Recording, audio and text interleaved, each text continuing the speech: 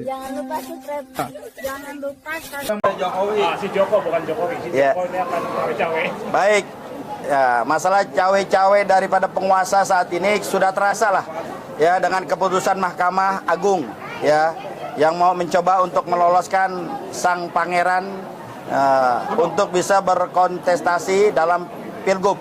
Tapi kami katakan bahwa Jakarta beda dengan yang lainnya. Jakarta akan kita pasang CCTV yang bisa berjalan. Andai ada kecurangan, maka kita akan siap untuk segera melawan kecurangan itu. Ingat kemarin Pilpres saja, ya, kalah kita di Jakarta hanya 0 berapa persen atau 1%. Artinya kita tidak sebar sembako, kita tidak sebar apapun, tapi pemilih Jakarta itu cerdas. Ya, mereka sudah tidak bisa lagi dibeli. Beda dengan daerah. Mungkin di daerah ya, aparatur pemerintahnya bermain, lurah camatnya bermain, mungkin polisinya bermain, mengintimidasi dan lain sebagainya, itu di daerah. Tapi di Jakarta jangan coba-coba. Ya, kita ada berani untuk mengintimidasi, maka kita sebagai relawan akan siap melawan itu semua.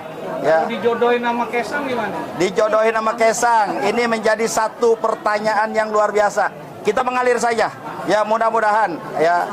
Ini ada yang lain lah, lebih baik yang lain. Saya sudah katakan kepada Bapak tadi, silakan pilih wagub yang lain kecuali yang satu itu. Kenapa? Masih berpolemik, masih bermasalah. Ya, dengan keputusan Ekma kita nggak mau. Ya, dinasti ini terus saja merajalela. Kita ingin menghentikan itu lewat Jakarta untuk 2029 nanti, insya Allah. Amin. Nanti kalau yang memilih Kesang itu adalah partai pendukung Anies, bagaimana Pak Eka? Kita akan melihat ini koalisinya. Masa andaikan PSI, berapa sih suara PSI? Ya, dia benar, dia anak sekarang seorang raja. Ya, tapi ingat sekali lagi pemilih Jakarta ini cerdas. Ya, jangan sampai mohon maaf, andaikan mungkin Pak Anies mau di situ, ya berpasangan dengan dia, ya lebih baik kemarin Pak Anies jadi menteri. Ya. Bahasa kasarnya begitu. Tapi kan itu semua tidak mau. Pak Anies tetap pada jalur perubahan. Kalau Pak Anies masih mau berpasangan dengan Kesang, ini yang menjadi kekhawatiran kita juga, khawatir ditinggal. Tapi kami katakan bahwa siapapun wakilnya selain yang satu, kita akan support Pak Anies, insya Allah. Terus kemudian kalau misalkan nih, kalau Pilpres kan curang perang, tapi nggak perang-perang. Nah, di dalam pilkada ini apa semboyannya? Curang perang atau curang? Curang lawan. Ya, kenapa? Jakarta ini kecil. Jakarta ini bisa kita monitor bersama. Ingat pilkada 2017. Bagaimana kekuatan Ahok Jarot saat itu luar biasa. Tapi dengan kekuatan rakyat Jakarta yang bersatu saat itu, ya akhirnya dimenangkan oleh Pak Anies. Assalamualaikum warahmatullahi wabarakatuh. Jumpa lagi dengan saya, Bustami Narda. Sahabat BN, tampaknya warga Jakarta sekarang telah berbulat tekad untuk memenangkan Anies Baswedan di Pilkada Jakarta November nanti.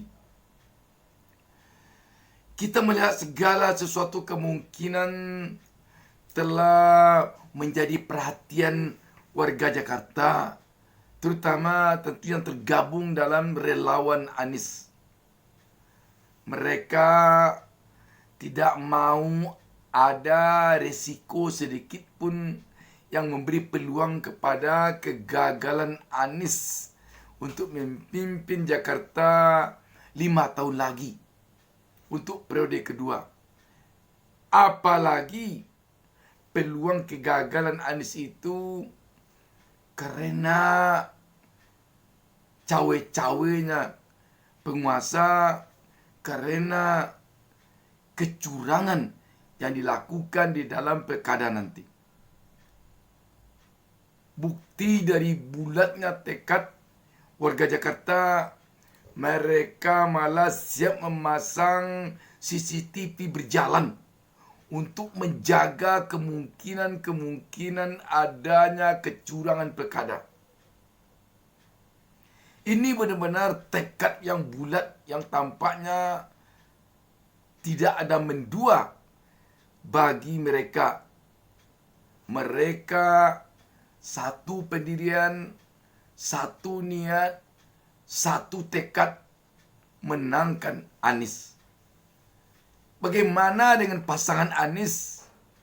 Di sini tampaknya warga Jakarta membolehkan Anies berpasangan dengan siapapun juga, kecuali dengan yang satu ini.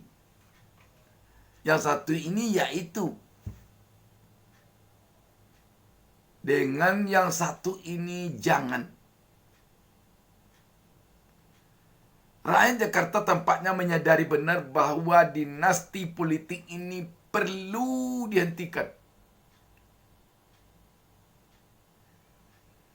Dinasti politik ini telah disadari oleh warga Jakarta kelihatannya bahwa merusak demokrasi, bahwa menghambat tunas-tunas muda yang akan maju, yang tidak dikarbit, yang tidak dipaksakan, yang tidak didorong-dorong oleh kekuasaan.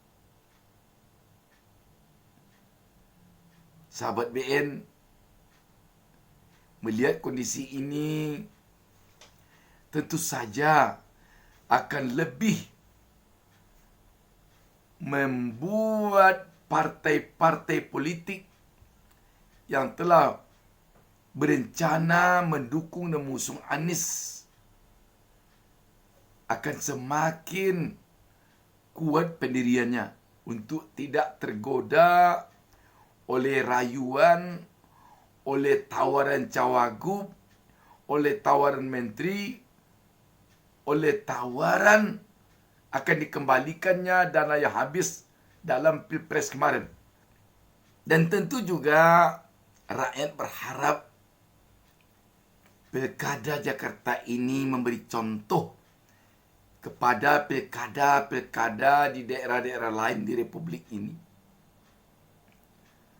Terutama dari sisi kecurangan. Kecurangan pilkada ini akan membuat rusak dan bobroknya demokrasi. Karena itu kecurangan pilkada, kecurangan pemilu, kecurangan pilpres harus dihentikan mulai saat ini. Kalau ingin demokrasi di negara ini berkembang, kalau ingin demokrasi di negara ini tumbuh, untuk menghabisi kecurangan ini, perlu dihentikan gerakan dinasti. Sebab dinasti inilah tampaknya pokok pangkal dari munculnya kecurangan pemilu. Jika dinasti tidak ada lagi politiknya, maka yakin kita kecurangan dalam pemilu, pilkada, pemilu legislatif ataupun pilpres tidak akan ada lagi. Sahabat BN,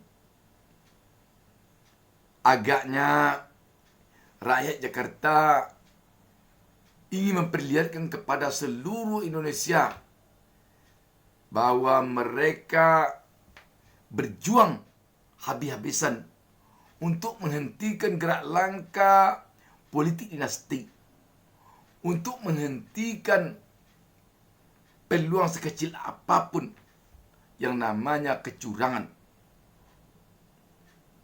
Dan yang perlu digarisbawahi, rakyat Jakarta ini sudah sangat realistis, sudah sangat cerdas di dalam menentukan pemimpinnya. Pengalaman pada Pilpres kemarin seperti disebutkan oleh relawan ini tadi, pada Pilpres kemarin dari pihak Anies Muhaimin tidak ada bagi-bagi bansos, tidak ada melakukan pengerahan aparat, tidak ada mengirim-irim uang melalui bank untuk pemilih dan lain sebagainya.